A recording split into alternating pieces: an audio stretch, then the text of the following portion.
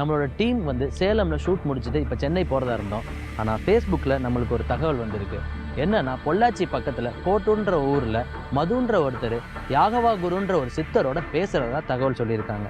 நம்ம இப்போ பொள்ளாச்சி பக்கத்தில் இருக்கிறதுனால நம்ம டைரெக்டாக அங்கே போய் பார்க்கலான் இருக்கோம். கோட்டூர் போய் அவர் யார் என்னன்றதை போய் தெரிஞ்சுக்கலாம்.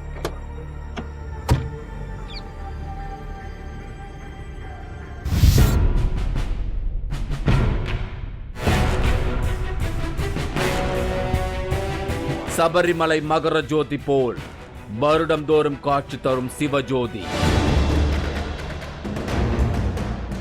மகா சிவராத்திரி இரவில் நடைபெறும் அதிசயம். சிவன் ராத்திரி அன்னைக்கு அதிகாலை 3 மணிக்கு ஜோதி வடிவில் குருவே தரிசனம் கொடுக்கறதா நம்ம கேள்விப்பட்டோம். இதுவரை வெளியுலகம் அறிந்திராத தகவல்கள். சின்ன முத்து மாதிரி ஒரு தீபம் மாதிரி ஒரு ஒளி 5 செகண்ட்ஸ் தான் இருக்கும். இப்போ வரைக்கும் அந்த சிவராத்திரிக்கு லாஸ்ட் 3 மணிக்கு எல்லாருமே பார்க்கலாம். மூன்றாவது கண் எக்ஸ்க்ளூசிவ். இன்னைக்கு நான் பொள்ளாச்சிக்கு பக்கத்தில் இருக்கிற ஒரு மலையடிவார கிராமத்தை தேடி போயிட்டு இருக்கேன். பொள்ளாச்சியில இருந்து 17 கிலோமீட்டர்ல இருக்கு கோட்டூர் மலையாண்டி பட்டணம். இங்கதான் நான் கேள்விப்பட்ட ஒரு அதிசயம் நடக்கிறதா எனக்கு சொல்லியிருந்தாங்க. வீட்டுக்கு பக்கத்திலேயே ஒரு கோயில் கட்டி இருக்காங்க. இங்க இருக்கிற சிவலிங்கத்துல தான் மகா சிவராத்திரி அதிகாலை 3 மணிக்கு சிவஜோதி தெரியறதா எனக்கு சொல்லியிருந்தாங்க. இந்த விக்கிரகத்தோட வடிவமைப்பு வித்தியாசமா இருந்தது. ஆதிசங்கரரும் ஆதி அமரநாயகியும் இணைஞ்சு சிவலிங்கத்துல இருக்கிற மாதிரியான ஒரு அமைப்பு. இந்த சிலைக்கு பின்னாலும் ஒரு அமானுஷ்யம் இருக்கு. இவரு மது. இவருக்கும் இந்த கோயிலுக்கும் பின்னணியில ஒரு மிகப்பெரிய அமானுஷ்யம் இருக்கு. அதையெல்லாம் முதல் முறையா நான் போன்ல கேட்கும் போதே உறைஞ்சி போயிட்டேன். அதனால நீங்களும் இதை கவனமா கேட்டா உங்களாலையும் இதுக்குள்ள இருக்கிற அமானுஷ்யத்தை நிச்சயம் உணர முடியும். சரி வாங்க, இனி நாம அந்த அமானுஷ்யத்துக்குள்ள போலாம். இவங்க சுபத்ரா, இவரோட கணவர் ஜெயராஜ், இவங்களோட ஒரே மகன் மது. ஃபில்ம் இன்ஸ்டியூட்ல சினிமாட்டோகிராஃபி முடிச்சிருக்காரு. இவர் 10வது படிச்சுக்கிட்டு இருந்த நேரம் ஒரு நாள் இவருக்கு அறிமுகமாயிருக்காரு ஒரு பெரியவர். அரௌண்ட் நான் 10th படிக்கும்போது இயர் 2000 ஃபஸ்ட்டு குருவை மீட் பண்ணேன். ஜஸ்ட் அவரை ஃபஸ்ட் மீட் பண்ணது பார்த்தீங்கன்னா குரு அப்படிலாம் கிடையாது. ஜஸ்ட் ஆர்டினரி ஒரு பர்சன், பஸ்ஸில் கூட ட்ராவல் பண்ணுற கோ ட்ராவலராக தான் அவரை மீட் பண்ணேன். அடிக்கடி சந்திக்க தொடங்கி இருக்காரு. ஆனால் அந்த பெரியவர் இவரோட கண்ணுக்கு மட்டும்தான் தெரிஞ்சிருக்காரு. அவரோட வருகை மதுவை ஆன்மீகத்தின் பக்கமாக திருப்பி இருக்கு. இந்த யாகவர் அப்படின்றதுங்க பஸ்ஸில் பார்த்தேன்றீங்க, அது எப்படி பார்த்தீங்க? சாதாரண மனிதர் மாதிரி இருந்தாரா? சாதாரண மனிதர் மாதிரி ஒரு ஒயிட் ஷர்ட் காவி வேஸ்ட்டு கட்டிட்டு ஜென்ரலாக ஒரு பேசஞ்சர் எப்படி வந்து உட்காருவாங்களோ அந்த மாதிரி தான் உட்காந்து பக்கத்தில் உட்காந்தாரு. ஸோ போயிட்டு இருக்கும்போது அவர் சரி உன் கையை காமி, நான் உனக்கு ஜோசியம் சொல்கிறேன்னாரு. நான் நார்மலாக காமிச்சப்போ இல்லை நீ சிவ பூஜை பண்ண, உனக்கு ரொம்ப நல்லது அப்படிங்கிற மாதிரி சொன்னார். அவர் அப்போ உங்கள் கண்ணுக்கு மட்டும்தான் தெரிஞ்சாரா? என் கண்ணுக்கு மட்டும் தான் தெரியும். இந்த பெரியவர் யார் கண்ணுக்கும் தெரியறதில்ல, மதுவோட பார்வைக்கு மட்டும்தான் தெரிவாரு. அதனால ஊர்ல இருக்கிறவங்க எல்லாம் மதுவுக்கு என்னவோ ஆயிடுச்சு, தானா பேசிக்கிட்டு இருக்கான்னு சந்தேகப்பட்டிருக்காங்க. தான் ஒரு பெரியவரோட தான் பேசுறேன்னு மது சொல்றத யாரும் நம்ப தயாரா இல்லை. அவரை சைக்கியாட்ரிஸ்ட் கிட்ட எல்லாம் அழைச்சிக்கிட்டு போயிருக்காங்க. அப்புறம் எல்லாம் என்ன சொல்ல ஆரம்பிச்சிட்டாங்கன்னா, பார்க்குறவங்கலாம் அம்மாட்டையும் அப்பாட்டையும் உங்கள் பையன் ஏதோ தனியாக பேசிட்டு போகிறான் ரோட்டில் அப்படிங்கிற மாதிரிலாம் சொல்ல ஆரம்பிச்சு ரொம்ப பயந்துட்டாங்க. முதல் முறையா மது சொன்ன மாதிரியே ஒரு இறப்பு நடந்திருக்கு. அதுல இருந்துதான் மதுவோட குடும்பத்துக்கு இந்த அமானுஷ்யம் புரிய ஆரம்பிச்சிருக்கு. ஒன்ஸ் எங்கள் பாட்டி, அதாவது அம்மாவோட அம்மா உடம்பு சரியில்லாமல் இருந்தாங்க, டிஸ்சார்ஜ் பண்ணி வீட்டுக்கு வந்துட்டோம். ஸோ ஒரு நாள் வந்து குரு சொல்கிறார், இந்த தேதி இத்தனை மணிக்கு அவங்க இறந்துருவாங்கன்னு சொல்கிறாங்க. ஸோ வீட்டில் சொன்னப்போ அப்போவும் யாரும் நம்பலை. அது வரைக்கும் யாருக்கும் நம்பிக்கையும் கிடையாது. ஈவன் என்னை ரொம்ப திட்டினாங்க. அந்த பர்டிகுலர் டே நைட்டு வந்து அப்போ எல்லாத்திட்டும் இல்லை இன்னைக்கு இறந்துருவாங்க. எனக்கு பட் ஒரு ஹோல்டு இல்லை. இப்போ நீங்கள் போய் இறந்துருவாங்க அப்படின்னு சொல்லும்போது எப்போ கோவப்பட்டாங்களா அவங்க மேலே? ஆமாம், ரொம்ப கோவப்பட்டாங்க, அடிப்பாங்க, ரொம்ப திட்டுவாங்க. யாரும் ஏற்றுக்கவே இல்லை. ஃபஸ்ட்டு சம்திங் இருக்குன்னு அவங்க அக்செப்ட் பண்ணது, வீட்டில் எல்லோரும் அக்செப்ட் பண்ணது பார்த்தீங்கன்னா பாட்டி இறந்தப்போ தான். ஸோ அவங்க காலையில் அந்த பர்டிகுலர் டைமில் இறந்ததுன்னா வீட்டில் சம்திங் ஏதோ ஒரு பவங்கிறத நம்ப ஆரம்பித்தாங்க. இந்த கோயிலுக்கு ஒரு சித்தர் சூக்ஷ்ம ரூபத்துல வந்து போறாரு. அவரோட பேரு நடராஜ யாகவ குரு. அவரோட வயசு 3125. அதுக்கப்புறம் வந்து நம்ப ஆரம்பிச்சாங்க. அது யார் அவர், அந்த குரு யாகவர்ன்றது யார் அப்படின்லாம் கேட்க ஆரம்பிச்சாங்க. நிறையா கொஸ்டின் பண்ணாங்க. இதில் என்னென்னா நான் வந்து இது வரைக்கும் அவர்கிட்ட எதுவுமே கேட்டதில்லை. ஸோ அவர் எப்போ நான் பர்சனலாக நான் பார்க்கணுன்னு நினச்சி பார்க்கவும் முடியாது. எப்போ அவர் வராரோ திடீர்னு வருவார், சொல்லுவார், போயிடுவார்.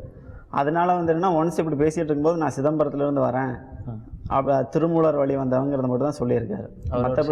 ஆமாம், சித்தருங்கிறத நாங்களே அஷ்யூம் பண்ணிட்டோம். அவர் வாயால் இது வரைக்கும் சொன்னதும் கிடையாது. திருமூலர் வழி வந்தவன் அப்படின்னு சொன்னங்காட்டி ஸோ வந்து திருமூலர் பேஸ் பண்ணி வந்து சித்தராக தான் இருக்க முடியும்னு சொல்லி நாங்கள் எடுத்துக்கிட்டோம். பட் அதுக்கப்புறம் என்ன, ஈவன் ரூமை லாக் பண்ணிவிட்டு உள்ள உட்காந்துருந்தா உள்ளே வந்துடுவார். நாங்கள் ரூமை லாக் பண்ணிவிட்டு உள்ளே இருப்போம், உள்ளே வந்துடுவார். நான் வந்து சென்னையில் படிச்சிட்டேன், ஃபிலிம் இன்ஸ்டியூட்டில் சினிமோகிராஃபி பண்ணிட்டு இருந்தப்போ இங்கே வீட்டில் யாராவது ஏதாவது பேசுகிற முக்கியமான இன்சிடென்ட்ஸ் ஏதாவது நடக்குது அப்படின்னா ஃபஸ்ட்டு அங்கே வந்து இன்டிமேட் பண்ணுவார். கூப்பிட்டு சொன்னால் அது அப்படியே இங்கே நடக்கும், இல்லை அந்த விஷயத்தை இங்கே செஞ்சுட்டு வந்திருப்பாங்க, இது வேண்டாம், இது செய்யலாம், அந்த மாதிரி நிறையா கைட் பண்ணார். அதே மாதிரி அவரோட ஒரு பெண் சீடரும் இங்கே வராங்க. அவங்களோட பேர் சமுத்தியாம்பிகை. அவங்க 900 வருஷம் தவம் செஞ்ச ஒரு ராணி. இப்போ இந்த சமுத்தியாம்பிகை அவங்க யார்? குருவோட சிஷ்யை. ஆக்சுவலாக அவங்கள பற்றி தெரிஞ்சதுன்னா ஆத்மநாதபுரம்ங்கிற ஒரு ஜமீனில் இருந்தவங்க. ஒரு பாயிண்டில் வந்து சம்திங் அவங்க ஏதோ ஒரு தாட்டில் இதெல்லாம் போய் நம்ம ஆன்மீகத்தை தேடி போகணும்னு சொல்லிட்டு எல்லாத்தையும் விட்டுட்டு புதுகை மலையில் வந்து இருந்ததாகவும் அதுக்கப்புறம் குருவோட அறிமுகம் கிடைச்சா அவங்க கூடயே எல்லாத்தையும் இது பண்ணி இருக்கிறதா சொல்லியிருக்காங்க. இவங்ககிட்ட பட் கொஞ்சம் கேஷுவலாக பேசுவோம். நான் குருகிட்ட இது வரைக்கும் எதுவும் பேசுனதில்லை. பட் இவங்க கூட இப்போ வரைக்கும் ஒரு நார்மலாக நம்ம எல்லாத்துக்கூட எப்படி பேசுகிறோமோ அந்த மாதிரியே பேச முடியும். அவங்களும் அந்த மாதிரி தான் பேசுவாங்க. இங்கே அருள்வாக்கு மாதிரி எதுவும் சொல்கிறது இல்லை. ஆனால் நடராஜ யாகவ குரு மது மூலமாக நடக்க போகிறதையெல்லாம் சொல்கிறாரு. அவரை நம்பி வணங்குறவங்களுக்கு என்ன பிரச்சனை வந்தாலும் உடனே வந்து காப்பாற்றுறாரு. அதனால் இப்போ ஜாதி மத வித்தியாசம் இல்லாமல் இந்த நடராஜ யாகவ குருவை நிறைய பேர் வணங்குறாங்க. இவங்க எல்லாம் இப்போ தங்களை யாகவாஸ் ஃபேமிலின்னு குறிப்பிடுறாங்க. வேற என்ன மாதிரி நீங்கள் அவங்கள்ட்ட பேசுகிறது? இங்கே கோயிலுக்கு யாராவது வருவாங்க, ஏதாவது ப்ராப்ளம் இது நடக்க போகுது அப்படின்னா அவங்களுக்கு ஃபஸ்ட்டு இன்டிமேட் பண்ண சொல்லுவாங்க. நான் யூஸ்வலாக கூப்பிட்டு சொல்லிடுறேன், அதை அக்செப்ட் பண்ணிக்குவாங்க. மோஸ்ட்லி அக்செப்ட் பண்ணிக்குவாங்க. இங்கே வர்றவங்களுக்கு, ஆமாம், பக்தர்களுக்கு அவங்களோட பிரச்சனை என்னன்றதை சொல்லுவாங்க. அவங்க சொல்லியே இருக்க மாட்டாங்க. பட் இவங்களுக்கு இந்த மாதிரி ஒரு ப்ராப்ளம் வரப்போகுது, கொஞ்சம் கேர்ஃபுல்லாக இருக்க சொல்லி முதலே சொல்லிடுவாங்க. ஸோ அதை கூப்பிட்டு இன்டிமேட் பண்ணிடுவோம், அவ்வளோதான். ஒவ்வொரு வருஷமும் மகா சிவராத்திரி அதிகாலை 3 மணி பூஜை முடிஞ்சதும் சில வினாடிகள் ஒரு ஜோதி தெரியுதுன்னு இவங்க சொல்றாங்க. அது இந்த நடராஜ யாகவ குரு தான் இப்படி ஜோதி வடிவ தரிசனம் தரதா சொல்லப்படுது. இதுவரைக்கும் இந்த கோயிலை பற்றியோ இங்கே நடக்கிற அமானுஷ்யங்களை பற்றியோ வெளி உலகத்துக்கு தெரியாது. இந்த சிவராத்திரி விழாவுக்கு தான் நமக்கு விசேஷமாக இங்கே ஷூட் பண்ண அனுமதி கிடைச்சிருக்கு. அதனால் இன்னைக்கு நடக்கிற சிவராத்திரி பூஜையில் அந்த ஜோதி தெரியுதான்னு பார்க்க தான் இங்கே நான் வந்திருக்கேன். இங்கே வீட்டுக்கு பக்கத்தில் கோயில் கட்டின மாதிரியே மலையடிவாரத்தில் சமுத்தியாம்பிகைக்கு ஒரு கோயில் கட்டியிருக்காங்க.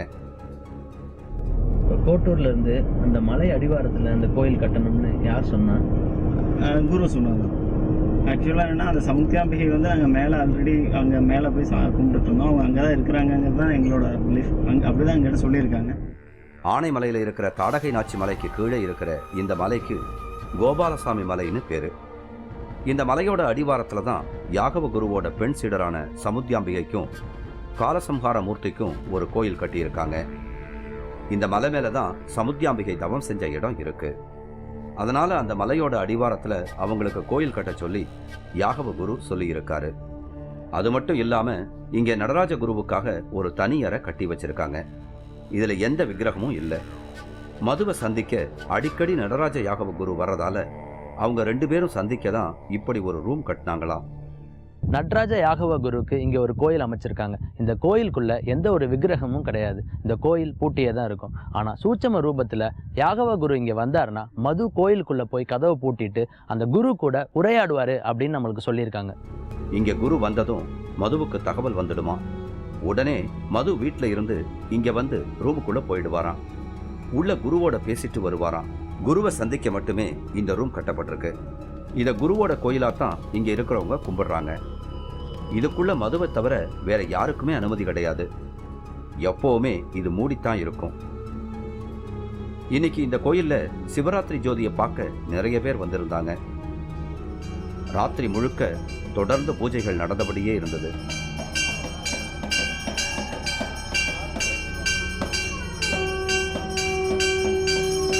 சென்னையில் இருந்தெல்லாம் சிலர் இந்த சிவஜோதியை பார்க்க வந்திருந்தாங்க. இந்த சிவலிங்கத்துக்கு அபிஷேக ஆராதனைகள் செஞ்சுக்கிட்டு இருந்தாங்க.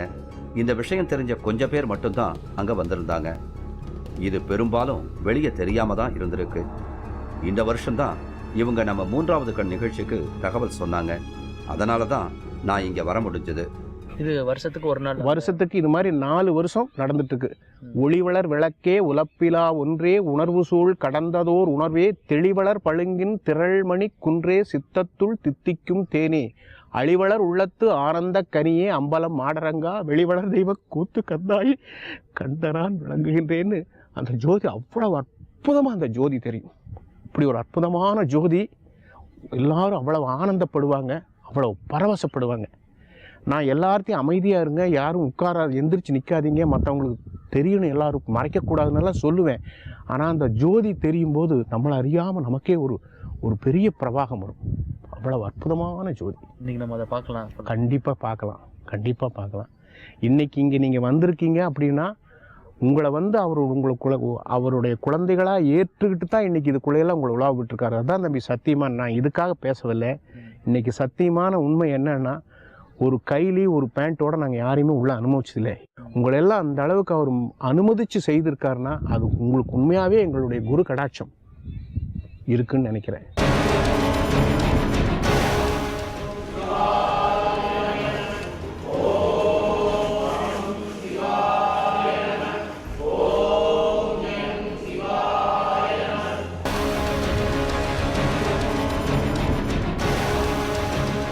ஆச்சி மசாலா வழங்கும் 3வது கண் பவர்ட் பை உதயம் பருப்பு வகைகள்.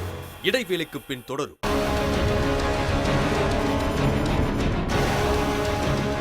ஆச்சி மசாலா வழங்கும் 3வது கண் பவர்ட் பை உதயம் பருப்பு வகைகள் தொடர்கிறது. நான் இன்னைக்கு பொள்ளாச்சியில் இருக்கிற கோட்டூர் மலையாண்டிப்பட்டணம் அப்படிங்கிற மலையடிவார கிராமத்தில் இருக்கேன். இங்கே மகா சிவராத்திரிக்கு ஒரு சிவஜோதி தெரியறதா கேள்விப்பட்டு அதை பார்க்க தான் இங்கே வந்திருக்கேன். வணக்கம். என் பேர் பூபதி. நான் கல்லூரியில் பேராசிரியராக பணிபுரிகிறேன். கடந்த 2 வருடமாக இங்கே வந்துட்டுருக்கிறேன். இது 2வது முறை இந்த சுடரை பார்க்குறேன், ஜோதியை, சிவஜோதியை. இது ஒரு அற்புதமான ஒரு நிகழ்வு. சிவராத்திரிங்கிறதே ஒரு செலஸ்டியல் எக்ஸ்பீரியன்ஸ். இந்த மாதிரி ஒரு அபூர்வமான நிகழ்வுகள் சித்த புருஷர்களாலேயே அனுமதிக்கப்படும். வேறு ஒருத்தர்னாலும் நடத்த முடியாது. இங்கே இருக்கக்கூடிய நடராஜ யாகவ குரு ஒரு 3000 வருடங்களுக்கு முன்னாலேயும் இப்போவும் நம்மளோட இருக்கார். அவர் நடத்தக்கூடிய மிக அற்புதமான திருவிளையாடலில் ஒன்று. இந்த சுடர் வந்து தன்னுடைய சுடரான ஒரு ஒளியை இறைவன் வெளிப்படுத்துகிறான். இறைவன் வந்து எப்போவுமே ஒளிமயமானவனுங்கிறதுக்கு இது ஒரு மிகப்பெரிய ஒரு சான்று. கூட்டத்தில் இருக்கிறவங்க ஆர்வத்தோடு காத்திருந்தாங்க. ராத்திரி முழுக்க சிவனோட பாடல்களையும் பஞ்சாட்சர மந்திரங்களையும் சொல்லிக்கிட்டு இருந்தாங்க. ரம்யமான வீணை இசையும் அங்கே நடந்த அபிஷேக ஆராதனைகளும் மந்திர உச்சாடனங்களும் வேற ஒரு உலகத்தில் இருக்கிற மாதிரியா ஒரு உணர்வை எனக்கு ஏற்படுத்தியது.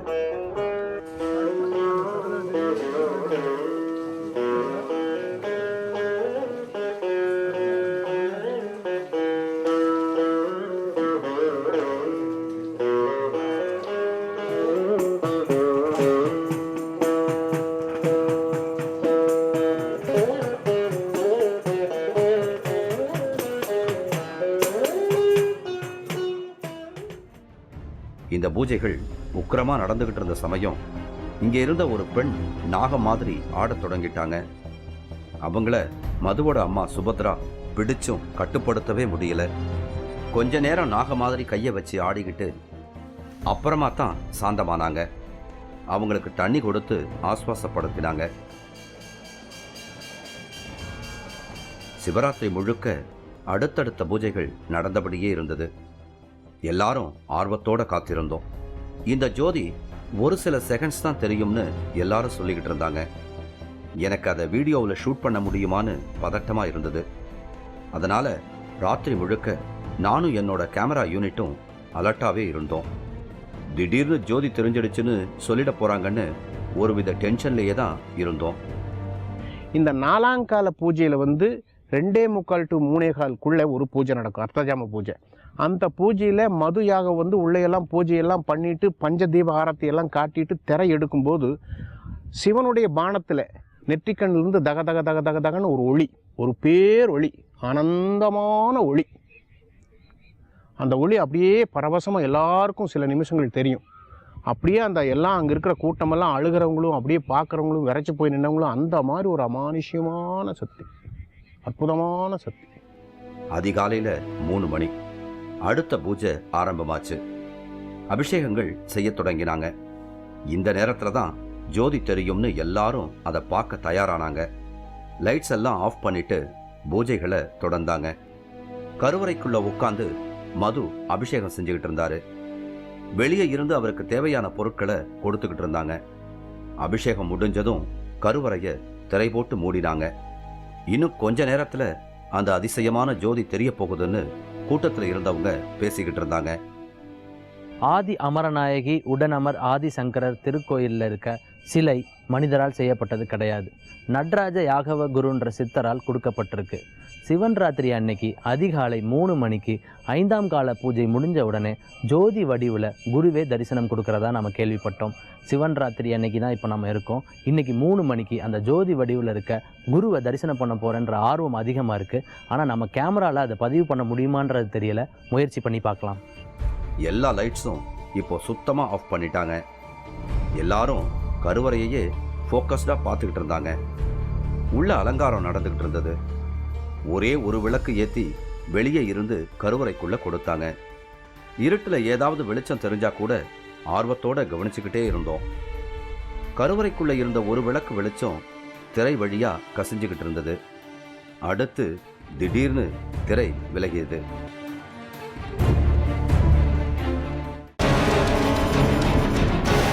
அங்கே இருக்கும்போது வெளியே வந்து நீங்கள் விழுந்துட்டீங்களே, பவர் வந்து தாங்க முடியாது, அவ்வளோ வைப்ரேஷன் இருக்குன்றாங்களே, அது உண்மையாது? ஆமாங்க, அதனால தான் வெளியே உள்ளே நிற்க முடியாமல் வெளியே வேகமாக ஓடி வரதுக்கு ரீசன் அதுவும்.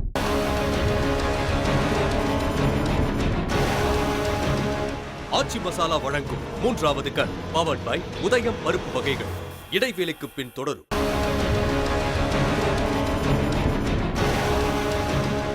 ஆச்சி மசாலா வழங்கும் 3வது கண் பவர்ட் பை உதயம் பருப்பு வகைகள் தொடர்கிறது. பொள்ளாச்சிக்கு பக்கத்தில் இருக்கிற ஒரு மலையடிவார கிராமம்தான் கோட்டூர் மலையாண்டிப்பட்டினம். இங்கே இருக்கிற ஒரு சிவன் கோயிலில் ஒவ்வொரு மகா சிவராத்திரிக்கும் அதிசயமாக ஒரு சிவஜோதி காட்சி தரும்னு சொல்லியிருந்தாங்க. அதை பார்க்க தான் இன்னைக்கு நான் வெயிட் பண்ணிட்டு இருக்கேன். எல்லா லைட்ஸும் இப்போ சுத்தமாக ஆஃப் பண்ணிட்டாங்க. எல்லாரும் கருவறையையே ஃபோக்கஸ்டாக பார்த்துக்கிட்டு இருந்தாங்க. அடுத்த வினாடி வெளியே இருந்த வாத்தியங்கள் உச்ச ஸ்தாயில அதிரத் தொடங்கின. உள்ள சிலையோட நெற்றி பாகத்துல எந்த அசைவும் இல்லாம ஒரு ஜோதி. இதுதான் சிவஜோதி. சில நொடிகள் தான் இந்த காட்சியை பார்க்க முடிஞ்சது.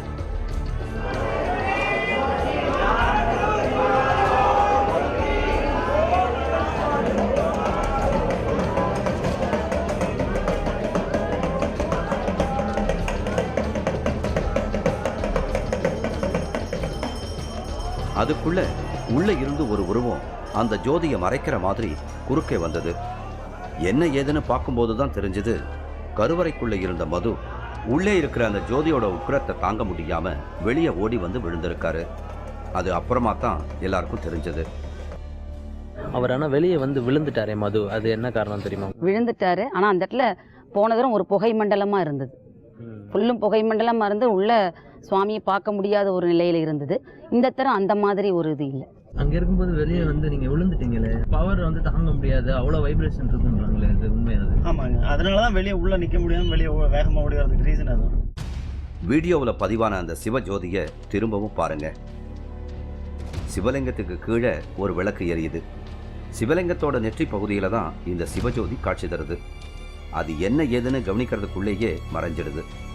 இங்கே மதுவோட சூக்ஷ்ம ரூபத்தில் வந்து பேசும் நடராஜ யாகவ குரு தான் இப்படி சிவஜோதியா வந்து காட்சி தரதா எல்லாரும் நம்புறாங்க. இந்த சிவஜோதி தரிசனத்துக்காக காத்திருந்தவங்க எல்லாரும் ரொம்பவே உணர்ச்சி வசப்பட்டு பேசினாங்க. சிவலிங்கத்திலேருந்து ஒரு ஜோதி வந்து தெரிஞ்சிச்சு. அதை பார்க்கும்போது எப்படி இருந்தது உங்களோட உணர்வு? எனக்கு வந்து மெய் செலுத்துச்சு. I was excited to the core. அந்த ஒரு செகண்ட் வந்து இந்த உலகத்தில் தான் இருக்கோமா அப்படின்னு ஒரு டவுட். ஏன்னா ஒரு அமானுஷம் கலந்த ஒரு விஷயமா இருந்தது இல்லைங்களா, அதனால் அந்த ஒரு டவுட் இருந்துச்சு. எக்ஸலண்ட். அது வந்து இந்த ஒரு ஜென்மத்துக்கு இது ஒரு பெரிய விஷயமா நினைக்கிறேன். இது 2வது முறையாக இங்கே வர்றேன். போன தரமும் இந்த ஒளியை வந்து அனுபவித்தோம். அவர் வந்து நான் இது வரைக்கும் பார்க்காத ஒரு இதாக எனக்கு தென்பட்டது. இந்த தரம் வந்து ஒரு போன தரம் போன ஒளி வந்து ஒரு ரவுண்டாக ஒரு இது மாதிரி வந்திருந்தது. இந்த தரம் ஒளி வந்து அம்மா ஐயாவோட ஒரு இது வந்து நல்ல ஒரு பிரைட் ஒயிட்டில் எனக்கு தெரிஞ்சது ஒளி. கொஞ்சம் நமக்கு வந்து இந்த இதில் இல்லாமல் ஒரு வேறு ஒரு எங்கேயோ ஒரு உலகத்தில் இருக்கிற மாதிரி ஒரு உணர்வு இருந்தது. அதை பார்க்கும் ஜோதியை பார்க்கும்போது ரொம்ப ஒரு ஃப்ராக்ஷன் ஆஃப் செகண்டுன்னு சொல்லலாம். அந்த அளவு தான் இந்த தரம் இருந்தது. நட்சத்திரத்தில் ஏதோ வானத்தில் ஒரு நட்சத்திரம் இருந்த மாதிரி எந்த ஒரு இதுவும் இல்லாமல் ரொம்ப பிரகாசமாக நல்ல ஒயிட்டில் தெரிஞ்சுது. முத்து மாதிரி ஒரு உருண்டையான ஒரு வடிவத்தில் தெரிஞ்சுது. இது ஒரு சிவஜோதி. இந்த அனுபவத்தை பெறுவதற்கு நம்ம மிகப்பெரிய புண்ணியம் பண்ணியிருக்கணும். அந்த ஜோதி தெரியும் போது வந்து அந்த நறுமணம் வந்து எல்லாருக்குமே ஆமாம், அப்படி அடிச்சது. அது வந்து எப்போவுமே மகான்கள் வெளிப்படுகிற காலத்தில் பல்வேறு நிலையாக வெளிப்படுவாங்க. இவர் வந்து வந்தாலே வந்து ஒரு வித மனம் வரும். எங்களை பலமுறை நாங்கள் உணர்ந்துக்கிறோம். இன்று இரவு முழுவதும் அவர் நம்மோட இருந்தார். அவர் அனுமதி இல்லாமல் இந்த நிகழ்வும் கூட நடந்திருக்காது, இந்த வீடியோ கவரேஜும் கூட. ஏன்னா அவர் சொல்லித்தான் நடந்திருக்கு. ஸோ அவர் வந்து வரும்போதே அளவு கடந்த ஒரு நறுமணம் வரும். அதோட பல்வேறு சித்த பெருமக்கள் வருவாங்க. அவரோட தாய் சமுத்தியாவியே வருவாங்க. ஸோ இத்தனை பேரும் இருக்கா. இப்போ இந்த பேட்டியும் கூட அவங்க கேட்டுட்ருக்குறாங்க. சின்ன முத்து மாதிரி ஒரு தீபம் மாதிரி ஒரு ஒளி, ஒரு 5 செகண்ட்ஸ் தான் இருக்கும். அதை கொடுத்தார். அது எப்படி சொல்கிறதுனே எனக்கு தெரியல. ரொம்ப பூரிப்பாக இருக்குது. அது மாதிரி நினச்சி கூட பார்க்க முடியாது. கண்டிப்பாக இந்த லோகத்துலலாம் பகவான் இருக்கார், இல்லைன்னு சொல்ல முடியாது. அதே மாதிரி சித்தர்களும் சித்த கன்னிகைகளும் இருக்கா. நம்ம இந்த பூஜை பண்ணுறச்ச பார்த்தா அவளோட ஸ்மெல்லெல்லாம் அது ஸ்மெல் என்னால் சொல்ல முடியல கரெக்டாக. பட் சந்தனம் கண்டிப்பாக இருக்குது. ஸோ அவெல்லாம் வரைச்ச இந்த மாதிரி சந்தனம் இன்னும் நிறைய ஸ்மெல்ஸ் எல்லாம் வருது. ஸோ கண்டிப்பாக அவள்லாம் நம்மளை சுற்றி இருக்கான்றது நம்பணும் எல்லாரும். சிலைக்கு நடுவில் எப்படி இந்த மாதிரி ஒரு ஜோதி தெரியுதுன்னு என்னால் இன்னமும் புரிஞ்சிக்க முடியல. ஆனால் அதை பார்த்த பிரமிப்பில் இருந்து இன்னமும் என்னால் வெளியே வர முடியல. வேற ஒரு சுவாரஸ்யமான அனுபவத்தோட மீண்டும் உங்களை சந்திக்கிறேன். அதுவரை உங்களிடமிருந்து விடைபெற்றுக் கொள்கிறேன்.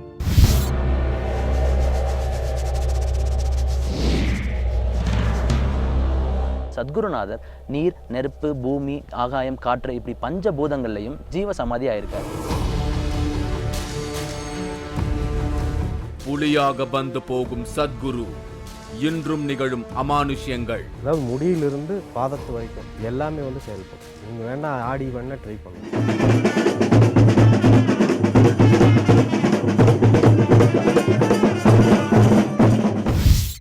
நீங்களும் இந்த திகில் பயணத்தில் கலந்து கொள்ள ஒரு வாய்ப்பு. 3வது கண் டிவி ஷோ என்ற ஃபேஸ்புக் பக்கத்தில் எங்களோடு இணைந்திடுங்கள். உங்களது அமானுஷ்ய அனுபவங்களை பதிவு செய்து இந்த நிகழ்ச்சியில் பங்கு பெறும் வாய்ப்பை பெறுங்கள்.